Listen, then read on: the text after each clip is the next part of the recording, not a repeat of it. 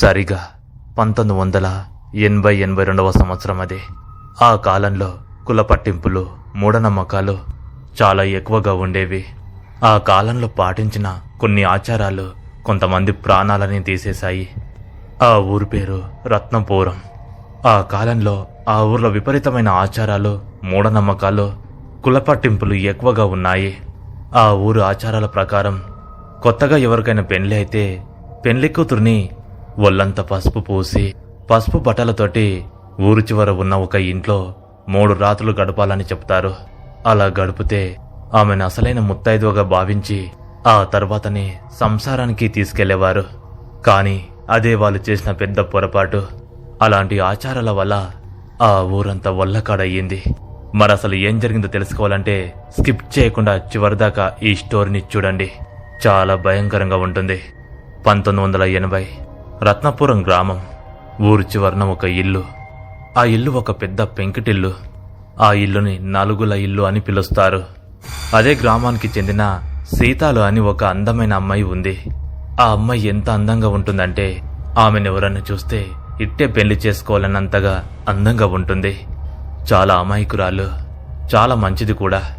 అయితే అదే గ్రామానికి చెందిన ఆ ఊరు పెద్ద సుబ్బారెడ్డి కొడుకుతోటి పెళ్లికి నిశ్చితార్థం పెట్టుకుంటారు. అంత బాగానే జరిగింది. ఆ గ్రామ ఆచారాల ప్రకారం పెళ్లి పిల్లని పెళ్లికి ముందు ఆ ఊరు చివర ఉన్న నలుగుల ఇంట్లో 3 రోజులు గడపాలి.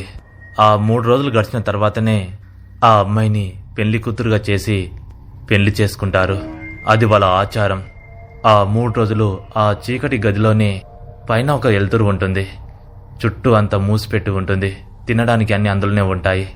ఆ అమ్మాయి 3 రోజులు గడిచిన తర్వాత మొహంలో కళ చెడిపోకుండా అలాగే ఉంటే ఆ అమ్మాయిని కన్నెపిల్లగా భావించి పెళ్లి తర్వాత కూడా నిండు ముత్తైదువగా ఉంటుందని వాళ్ళ నమ్మకం. ఆ ఇంట్లో ఎటువంటి వెలుతురు ఉండదు. బయట మనుషులు కనబడరు. ఊరు చివరగా ఆ గ్రామం ఉంటుంది. పెళ్లి రోజు దగ్గర పడింది. సీతాలను పెళ్లి కూతురుగా రెడీ చేశారు. ఒళ్ళంతా పసుపు రాశారు. నుదుటిన పెద్ద బొట్టు పెట్టారు. కాళ్ళకు పారాని, చేతులకు గాజులు తొడిగించి తల నిండా మల్లెపూలు పెట్టి తనని ఒక నిండు ముత్తైదుగా రెడీ చేశారు. అది తన కన్నెత్తనానికి పరీక్ష. ఇంకా సీతాలను ఆ ఇంటికి తీసుకెళ్లి ఆ ఇంట్లోకి పంపించి ధైర్యం చెప్పి 3 రోజుల తర్వాత తలుపులు తీస్తామని చెప్తారు. సీతాల లోపల భయం చాలా ఉంది. అలాంటి ఆచారాల వల్ల తన ప్రాణమీనికి వస్తుందని తను అనుకోలేదు. ఇంకా సీతాల్ని ఊరు కట్టుబాట్లకు, వంశీయుల కట్టుబాట్లకు లొంగిబడి ఆ ఇంట్లోకి వెళ్ళింది. ఆ ఇంట్లోకి వెళ్ళిన తర్వాత వీళ్ళు బయట నుంచి గడియ పెట్టి తాళం వేసుకుంటారు. మొదటి రోజు గడిచింది. 2వ రోజు గడిచింది. సీతాలు అప్పటికే భయంతో సగం చచ్చిపోయింది. ఒళ్ళంతా పసుపు, తలలో మల్లెపూలతోటి ఆ గదిలో చెమటలు కారుతూ 2 రోజులు ఎలాగూ గడిచింది. ఇంకా 3వ రోజు సీతాలు ఒక్కరోజైతే బయటపడతానని అనుకుంటుంది. కానీ ఆ రోజు మృత్యువు తనను వెంటాడింది. ఆ చీకటి ఇంట్లో ఉక్కిరిబిక్కిరవుతూ భయంతో బ్రతికిన సీతాలు ఆ 3వ రోజు అర్ధరాత్రి సరిగా 12 గంటలకు ఒక విషసర్పం వచ్చి సీతాలను కాటు వేస్తుంది. అలా కాటు వేయగానే సీతాలు గట్టిగా అరిచింది. కానీ ఆ గదిలో ఎంత అరిచినా కూడా ఒక్క మాట కూడా బయటకు వినబడదు. ఆ అరుపులు ఎవరి చెవులకు చేరవు. ఆ నొప్పిని తట్టుకోలేని సీతాలు నురుగలు కక్కుతూ ప్రాణాలను వదిలేసింది. తెల్లవారుజామున వంశీయులు, పెళ్లికొడుకు వాళ్ళు, పెళ్లి కూతురు వాళ్ళు ఆ గది తలుపులు తెరిచారు. అలా తలుపులు తెరిచి లోపలికి వెళ్లి చూడగానే సీతాలు పెద్దగా కళ్ళు తెరిచి నురుగలు కక్కి నిండు ముత్తైదువుగా భయంకరంగా కళ్ళు తెరిచి చనిపోయి ఉంది. ఊరు వాళ్ళందరూ చాలా భయపడ్డారు. సీతాలు అలా చనిపోవడంతో వాళ్ళమ్మ నాన్న చాలా ఏడ్చారు. కొంతమంది అప్పటికే అమ్మాయి కన్యతనం లేదు కాబట్టి ఏదో శక్తి అమ్మాయిని చంపేసింది, లేదా అమ్మాయి ముత్తైదుగానే బతికేది అని ఒక ప్రాణం పోతున్నా కూడా కొంతమంది అలా మాట్లాడుకున్నారు. పెళ్లి కొడుకు వాళ్ళు కూడా ఆ అమ్మాయి నిజమైన కన్య కాదు, అందుకే 3వ రోజు కాకముందే చనిపోయింది అని వాళ్ళు కూడా అక్కడి నుంచి వెళ్ళిపోయారు. అలాంటి ఆచారాల మధ్యలో ఆ ఊరంతా సతమతం అయిపోయింది. వాళ్ళ తల్లిదండ్రులకు ఎదకోత మిగిలింది. ఇంకా ఊరు కట్టుబాట్ల ప్రకారం సీతాలకు అంత్యక్రియలు చేసే ముందు కొన్ని కార్యక్రమాలు పూర్తి చేయరు. సరిగా ఆమెను పాడమీన కట్టేసుకొని ఆ ఊరు పొలిమేర పక్కన ఉన్న ఒక శ్మశానంలోకి తీసుకెళ్లి తనని అలాగే పూడ్చిపెడతారు. మొహం నిండా పసుపు ఉంది, కళ్ళు తెరిచి ఉన్నాయి. ఆ కళ్ళల్లో కోపం, పగ కనబడుతున్నాయి. అలాంటి కోరికలు తీరని పెళ్లికాని అమ్మాయి కన్యతనం పరీక్షతోటి ప్రాణాలను విడిచింది. ఊరు వాళ్ళంతా ఇంకా ఆమెను అక్కడ పెద్ద గొయ్యి తవ్వి అందులో పూడ్చిపెట్టారు. అందులో పూడ్చిపెట్టి ఎవరిళ్లకు వాళ్ళు వెళ్ళిపోయారు. అప్పటి వరకు ఆ ఇంట్లో ఇలాగే అమ్మాయిలను పెట్టి పెళ్లి చేసుకునేవాళ్ళు. కానీ అమ్మాయి కన్య అయినా కన్య కాకపోయినా వాళ్ళ నమ్మకం వల్ల, ఆ గుడ్డి పిచ్చితనం వల్ల వాళ్ళు సరిగానే ఉండేవాళ్ళు, పెళ్లిళ్ళు కూడా అయ్యేవి. కానీ సీతాల అదృష్టమే బాగలేదు. ఆ రోజు ఆ విషసర్పం కరవడం వల్ల తను చనిపోయింది ఒక వంతైతే ఆ మచ్చ కూడా తెచ్చుకుంది. కానీ సీతాలు ప్రాణాలు వదిలేటప్పుడు తనలో కషి పెరిగింది. ఇంకా ఊరు జనాలంతా తనను పూడ్చిపెట్టిన తర్వాత ఎవ్వరు పనులలో వాళ్ళు ఉన్నారు. ఆ గ్రామ ప్రజలు సీతాల్ని పూడ్చిపెట్టేటప్పుడు ఆ విషయాలు చుట్టుపక్కల గ్రామాలకు తెలియజేయకుండా చాలా జాగ్రత్త పడ్డారు. ఎందుకంటే ఆ ఊరికి ఎవరైనా పిల్లనిస్తే ఇదే పద్ధతి కొనసాగుతుందని. కాలం గడుస్తుంది, ఎవరంతలా వాళ్ళు బ్రతుకుతున్నారు. కానీ ఊరు ఆచారాలు మారలేవు, కట్టుబాటులు మారలేవు, కుల పట్టింపులు మారలేవు. ఒక నిండు అమావాస్య రాత్రి బ్రహ్మం అనే ఒక రైతు రాత్రిపూట పొలానికి వెళ్లి పొలాల్లో నీళ్లు పెట్టాలని వెళ్తాడు. అలా వెళ్తూ వెళ్తూ పొలిమేర దాటి ఆ చివరి ఇల్లును చూస్తూ వెళ్తూ ఉంటాడు. ఆ ఇల్లు వైపు చూస్తే బ్రహ్మంకు చాలా భయం వేస్తుంది. ఆ ఇంటి ముందు ఎవరు నిలబడినట్టుగా బ్రహ్మంను చూసి నవ్వుతున్నట్టుగా తను భ్రమపడతాడు. కానీ మళ్ళీ చూస్తే అక్కడ ఎవరు లేరు. అలా పొలం వైపు వెళ్తున్న బ్రహ్మంకి వెనకాల ఎవరో వెంబడిస్తున్నట్టు, భుజం మీద చెయ్యి వేస్తున్నట్టు, పేరు పెట్టి పిలిచినట్టుగా ఏవేవో శబ్దాలు తనకు వినబడ్డాయి. అలాగే భయపడుతూ పొలానికి వెళ్ళాడు. పొలానికి వెళ్లి ఇంటికి వచ్చినంత వరకు తన వెనకాల ఏదో శక్తి తిరుగుతున్నట్టుగా బ్రహ్మం భ్రమపడ్డాడు. తన వెనకాల కాలగజ్జల సప్పుడు, గాలులో పసుపు వాసన ఇలా వచ్చేది. ఆ 2 గంటల కరెంటు వచ్చినందుకు వెళ్లి వచ్చిన బ్రహ్మంకి మళ్ళీ ఊరు పొలిమేర కాడికి వచ్చేసరికి ఆ చెట్టుపైన 2 కాళ్ళు వెనుకకు తిరిగి పసుపుతో కనబడ్డాయి. అది చూసిన బ్రహ్మం భయపడుతూ ఊరికి కేకలు పెడుతూ ఇంటికి చేరుకున్నాడు. కానీ ఇంట్లోకి వెళ్ళిన తర్వాత ఆ విషయాలు ఎవరికి చెప్పలేడు. అదంతా ఒక భ్రమగా కొట్టిపారేశాడు. ఇంకా సీతాలు పగ తీర్చుకోవడానికి ఊరి మీద పడింది. ఇప్పుడు తను సాధారణమైన స్త్రీ కాదు, ముత్తైదువ దయ్యం. తన కళ్ళు అగ్నిగోళాల్లో మెరుస్తాయి, మొహం అమ్మవారిలా కనబడుతుంది. అర్ధరాత్రి అయితే చాలు ఊరు వీధుల్లో గజ్జల సౌండ్స్ వినబడతాయి. ముందుగా ఎవ్వరూ ఆ విషయాలు పట్టించుకోలేరు.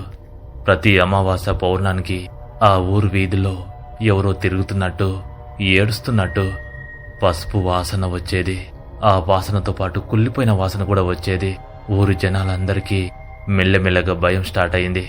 కొంతమంది ధైర్యం చేసుకొని ఆ గజ్జల చప్పుడు వచ్చినప్పుడు బయటకు వస్తే అక్కడ ఎవ్వరూ కనబడరు. దూరంగా కుక్కలు మాత్రం మొరుగుతాయి. ఒక ఏడుపు మాత్రం వినబడుతుంది. ఇంకా కొంతమందిలో భయం మొదలైంది. రాత్రిపూట బయటికి వెళ్ళడానికి భయపడేవాళ్ళు. అదే సమయాన బ్రహ్మం కూడా ఆ ఊరి వాళ్ళతో ఒక విషయం చెప్తాడు. ఒకరోజు పొలానికి వెళ్లి వస్తుంటే నాకు ఇలా జరిగింది, ఈ ఊర్లో ఏదో జరగబోతుంది అని గ్రామ పెద్దలతో అంటాడు. కొంతమంది నమ్ముతారు, కొంతమంది నమ్మరు. కానీ పౌర్ణానికి, అమావాస్యకు ఆ ఊర్లో మాత్రం వింతలు జరుగుతూ ఉన్నాయి. ప్రతి ఇంటి ముందు తలుపులకు ఒక చెయ్యి గుర్తు ఉంటది. అది పచ్చని పసుపుతో కొట్టినట్టుగా. అందరిలో భయం మొదలయ్యింది. అసలు ఏం జరుగుతుందో తెలియదు. అదే సమయాన ఆ గ్రామంలో వీరబాబుకు పెళ్లి చేయవలసి వచ్చింది. వీరబాబుకు పక్క ఊరు నుంచి పిల్లని మాట్లాడారు. కానీ ఆ ఊరు ఆచారాల ప్రకారం ముందుగా ఈ విషయాలు ఏవి ఆ పక్క ఊరు వాళ్లకు చెప్పలేరు. పెళ్లి నిశ్చయమైన తర్వాత వాళ్లకు మా ఊరు ఆచారాలు ఇలా ఉంటాయి, మీకు ఒప్పందమా అని అడుగుతారు. ఇంకా ఆ కాలంలో అన్ని గ్రామాల్లో ఇంచుమించుగా అలాగే ఉంటాయి. వాళ్ళు కూడా దానికి ఒప్పుకుంటారు. కానీ ఆ పెళ్లి పిల్ల మాత్రం భయపడుతుంది. ఆమె పేరు బుజ్జమ్మ. ఆమె కూడా చాలా అమాయకురాలు. తనని కూడా ఆ నలుగుల ఇల్లు అని పిలువబడి ఇంట్లోనే 3 రోజులు ఉంచాలని చూస్తారు. కానీ అప్పటికే ఆ ఇంట్లో సీతాలు చనిపోయింది. అక్కడ ఏదో దుష్టశక్తి తిరుగుతుందని వాళ్ళకు ఒక నమ్మకం వచ్చి ఆ బుజ్జమ్మని ఒక గుడిసె కట్టి ఊరి చివరన ఆ గుడిసెకు పైన ఒక రంధ్రం చేసి ఆ అమ్మాయిని 3 రోజులు అదే గుడిసెలో ఉంచేలా చేస్తారు. ఆ బుజ్జమ్మ ఇంట్లోకి వెళ్ళిన తర్వాత అర్ధరాత్రి పూట ఆ గుడిసె చుట్టూ ఎవరో గజ్జలు కట్టుకొని తిరుగుతూ ఉన్నట్టు శబ్దాలు వచ్చేవి. ఆ బుజ్జమ్మ లోపల చాలా భయపడేది. ఏ బుజ్జమ్మ, పెళ్లి చేసుకుంటున్నావా? ఈ ఊరు వాళ్ళు మూర్ఖులు, మంచివాళ్ళు కాదు. ఆచారాలతో ప్రాణాలను తీస్తారే పిచ్చిదానా, ఇలాంటి పెళ్లిళ్ళు చేసుకోవద్దు అంటూ ఆ గుడిసె చుట్టూ ఒక రకమైన శబ్దాలు బుజ్జమ్మకు వినబడేవి. ఆ శబ్దాలు విన్న బుజ్జమ్మ గట్టి గట్టి అరుస్తాది. కానీ అదేంటో తెలియదు. ఆ గదిలోకి వెళ్ళిన తర్వాత బయటికి మాత్రం శబ్దాలు రాకుండా చేస్తారు.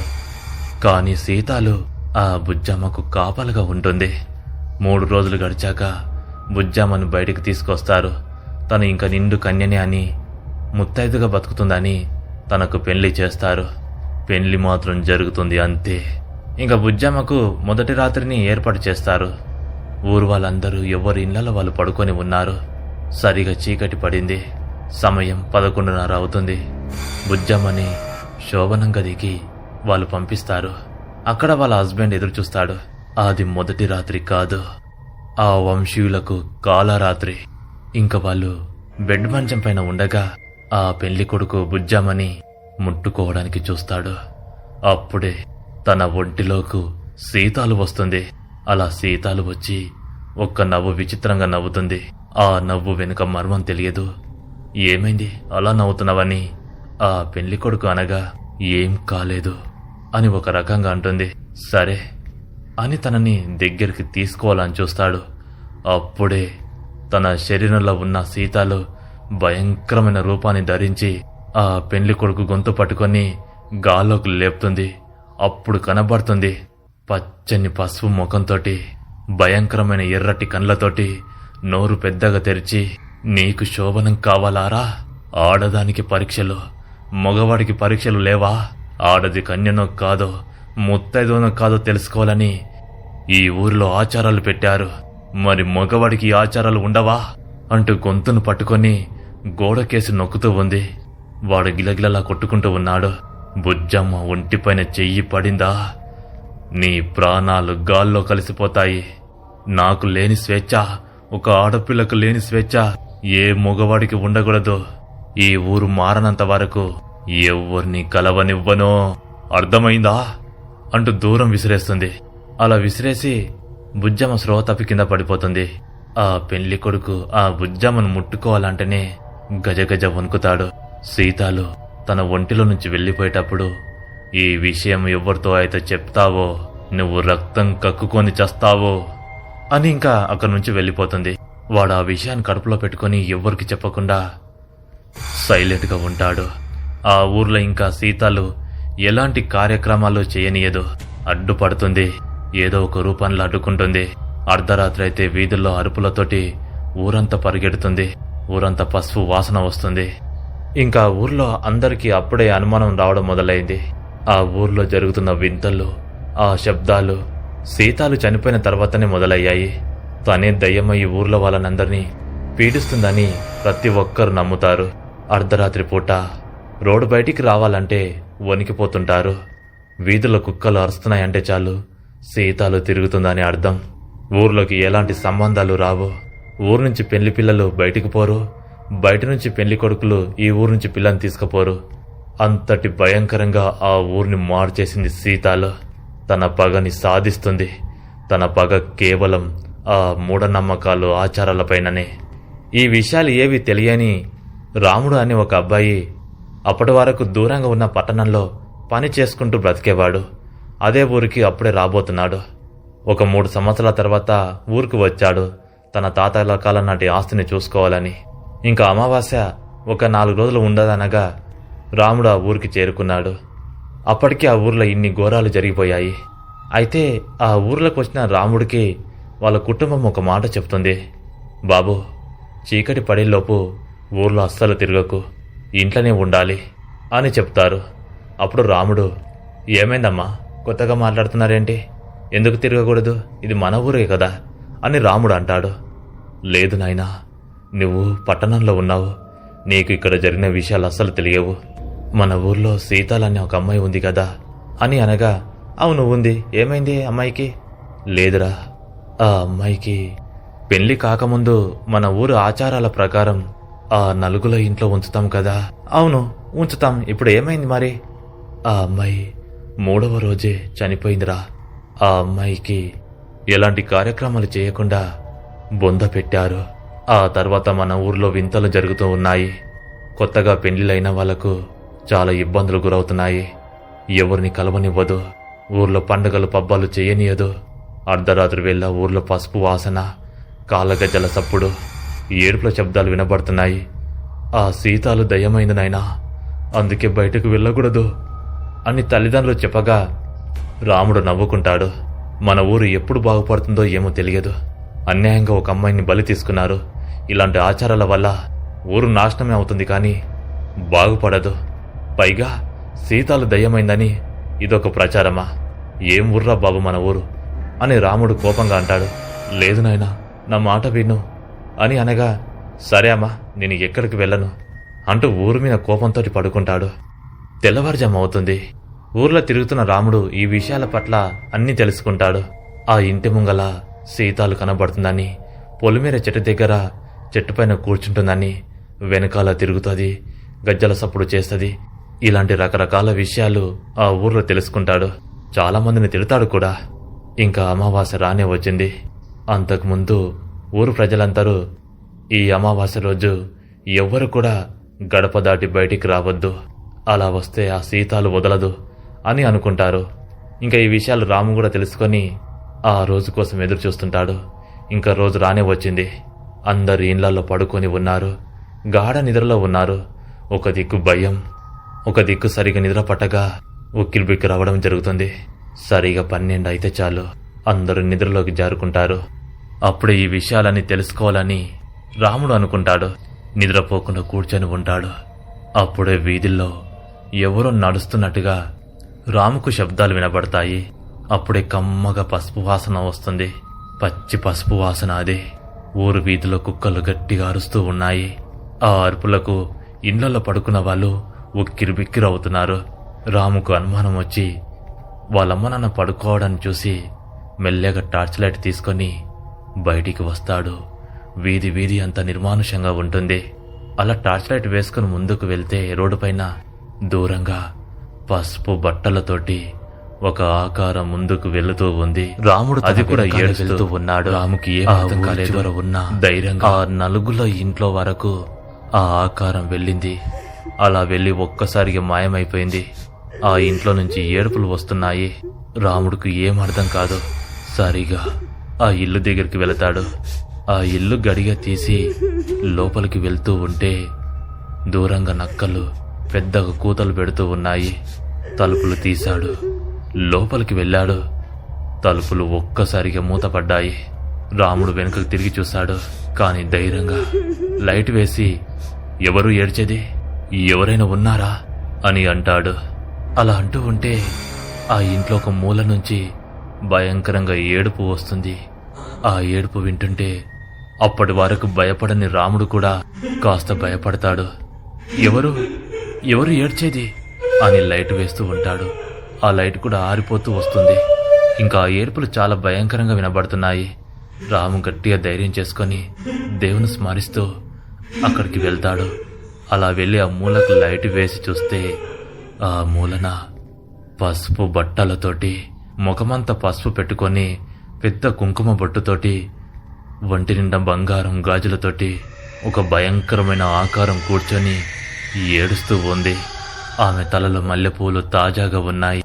అది రాము వైపు చూసి పెద్దగా నోరు తెరిచి గట్టిగా ఏడుస్తూ ఉంది. ఆ రూపాన్ని చూసిన రాము గజగజ వణికాడు. ఒళ్ళంతా చెమటలు పడుతున్నాయి. రాముడు, ఎవరు నువ్వు? ఎందుకు ఇక్కడ కూర్చొని ఏడుస్తున్నావు? అలా ఉన్నావేంది అని భయపడి 2 అడుగులు వెనుకకు వేస్తాడు. తీరా చూస్తే అది సీతాల్లా కనబడింది. సీతాలు, నువ్వు చనిపోయావు కదా అని వణుకుతూ అంటాడు. నేనే రాముడు, చనిపోలేదు. ఈ ఊరు నన్ను చంపేశారు అని ఏడుస్తూ ఉంది. నోటి నుంచి రక్తం కారుతూ ఉంది. ఒళ్ళంతా పసుపు వాసన, కళ్ళు ఎర్రగా మెరుస్తూ ఉన్నాయి. ఆ రూపాన్ని చూసిన రాముకు కాలు చేతులు ఆడతలేవు. ఆమె వికృతంగా నవ్వుతూ, రాముడు, నాకు పెళ్లి కాలేదు, చంపేశారు, వదిలిపెట్టా, అందరినీ చంపేస్తా అని రాము వైపు వస్తూ భయంకరంగా నవ్వుతుంది. నువ్వు భయపడకు రాముడు, నిన్ను ఏమీ చెయ్యను, నీకు పెళ్లి కాలేదు కదా, అయినా మంచివాడివే కదా. నా పగ ఈ ఊరు ప్రజలపైన, ఈ మూఢనమ్మకాలని, ఈ ఆచారాలని నమ్మే వాళ్ళపైన, అన్యాయంగా ఆడపిల్ల జీవితాలతో ఆడుకుంటున్న వాళ్ళపైన వదలరా రాముడు, వదలా అంటూ రాముడు దగ్గరికి వచ్చి గట్టిగా అరిచింది. ఆ అరుపుకు రాముడు భయపడి బయటికి పరిగెత్తుకుని వస్తాడు. ఎక్కడ ఆగకుండా ఇంటికి వెళ్తాడు. తెల్లవారుజామవుతుంది. రాముడు చాలా కోపంతో ఆ ఊరు ప్రజలందరూ సమావేశం చేస్తాడు. అసలు మీరు మనుషులేనా? ఏంటి ఈ ఆచారాలు? ఇలాంటి ఆచారాలతోటి ఒక అమ్మాయి శీలం పైన ముద్ర వేసి ముత్తైదువను కాదా అని తెలుసుకోవాలని చూస్తారా? ఇలాంటి అవకాశాలు మగవాళ్ళకు రావద్దా? మగవాళ్ళను కూడా వాడి కన్యతనం ఉందో లేదో వారిని కూడా అలాంటి గదులను వేసిన తెలుస్తుంది కదా ఆ నరకమేంటో. మీరు చేసిన పాపాలకు అమాయకులైన ఆడపిల్లలు చనిపోతున్నారు. నేను మీరిలాంటి ఆచారాలు ఆపకపోతే సీతాలు ఈ ఊరిని వల్లకాడు చేస్తుంది. రాత్రి తనను చూశాను. తను మామూలు రూపంలో లేదు, సాక్షాత్తు అమ్మవారులాగా కనబడింది. ఈ పాపాలకు పాల్పడిన వాళ్ళని ఎవ్వరిని వదలదంట. ఇంక మీ కర్మ, ప్రతి ఒక్కరూ రక్తం కక్కుకొని చస్తారు. ఎక్కడికి వెళ్ళినా తను వదలదు అని ఊరు వాళ్ళని హెచ్చరిస్తాడు. అందరూ ఇంక గజగజ వణుకుతూ ఉంటారు. కాని కొంతమంది అప్పటికే, ఏరా, మన ఊరి ఆచారాలు మంట కలుపమంటావా? అది దయ్యమైతేంది, గియమైతేంది, ఇవన్నీ ఎవడు నమ్మడు, ఇవి ఇలాగే కొనసాగాలి అని ఒకడు అంటాడు. రాముడు కోపంగా వెళ్లి ఒక్కడి చెంపమిన కొడతాడు. ఏరా, ఇదే పరిస్థితి నీకు వస్తే నువ్వు ఇలాగే మాట్లాడతావా? ముందే చెప్తున్నా, ఈ ఆచారాలు మానకపోతే, సీతాల ఆత్మకు శాంతి కలగకపోతే మిమ్మల్ని ఎవరిని వదలదు, చచ్చిపోతారు అని హెచ్చరించి వెళ్తాడు. ఆ రోజు రాత్రి ఎవరైతే ఈ ఆచారాలు మానుకోమని చెప్తాడో సీతాలు ఆ ఇంటి మీద పడుతుంది. ఆ రాత్రి వాడికి ఆ రూపం కనబడుతుంది. వాని చిత్ర హింసలు చేసి చంపేస్తుంది. తెల్లవారుజామున ఊరు ప్రజలందరూ ఇంకా నమ్ముతారు. అందరిలో వణుకు పుడుతుంది. అందరు కలిసి ఒక మంత్రగాన్ని కలుస్తారు. అలా కలిసినప్పుడు, మీరు చేసింది మహాపాపం, అభంశుభం తెలియని అమాయకులను మీ ఆచారాలతో చంపడం ఏంటి? ఆ అమ్మాయి కన్యనే. అలా కన్యతనంలో చనిపోయిన అమ్మాయిలు సాక్షాత్తు దైవస్వరూపులు. వాళ్ళ కోపం, వాళ్ళ పగ తీరనిది. ఊరిని వల్లకాడు చేసేంత వరకు ఊరుకోరు. ఆ అమ్మాయిని మీరు వేడుకోండి. ఆ సమాధి దగ్గరికి వెళ్ళి తాను చనిపోయినప్పుడు చెయ్యలేని నియమాలన్నీ మళ్లీ చేసి తనని శాంతింపజేయాలి. అప్పుడే తను శాంతిస్తుంది. ఆ సమాధి దగ్గరని ఇకపై నుంచి ఈ ఊర్లో ఇలాంటి ఆచారాలు జరగవు, కొనసాగించము అని ప్రమాణం చేస్తేనే సీతాలో ఆత్మ శాంతించి ఊరిని వదిలేసి వెళ్తుంది, లేదా అందరినీ చంపేస్తుంది అని ఆ మంత్రగాడు చెప్పగానే ఊరు వాళ్ళందరికీ భయం వేసింది. ఇంకా తనకు చేయవలసిన అంతిమ సంస్కరణాలు ఆ సమాధి దగ్గరికి పువ్వులు, గాజులు, పట్టుచీర తీసుకుని వెళ్లి పక్కన ఒక మగపెళ్లి పిల్లగాడి బొమ్మ పెట్టి పూజలు జరిపించి కుంకుమ, పసుపు, చీరలు అన్ని అక్కడ పెట్టగానే అందరూ ఆ బొంద చుట్టూ కూర్చొని, ఇకపై నుంచి ఊర్లో ఎలాంటి తప్పులు జరగవు, ఇలాంటి ఆచారాలు మేము నమ్మము అని ప్రమాణం చేసి సీతాల్ని వేడుకుంటారు. తప్పు జరిగింది తల్లి, మమ్మల్ని క్షమించమని ఏడుస్తారు. అప్పుడే ఆ బొందలో నుంచి ఒక రకమైన నవ్వు వినబడుతుంది. 2 చేతులు పైకి వచ్చి ఆ పసుపు, కుంకుమ, చీరని, ఆ వస్తువులన్నిటినీ బొందలోకి తీసుకెళ్తుంది. ఊరు వాళ్ళు చాలా భయపడతారు. అప్పుడే ఒక ధ్వని వినబడుతుంది. ఇకపై ఈ ఊర్లో ప్రతి ఆడపిల్ల స్వేచ్ఛగా బ్రతకాలి.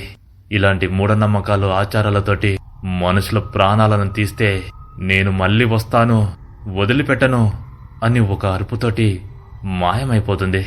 ఇంకా ఊరు వాళ్ళు తప్పును తెలుసుకొని అప్పటినుంచి ఆ ఊర్లో అలాంటి నియమాలు ఏవీ లేకుండా ఆ నలుగుల ఇల్లును కూడా కూలగొడతారు. ఇంకా సీతాలకు ఆ ఊరి చివరన పొలిమేర దగ్గర ఆమెకు గుడి కట్టి ఆమెను పూజిస్తారు.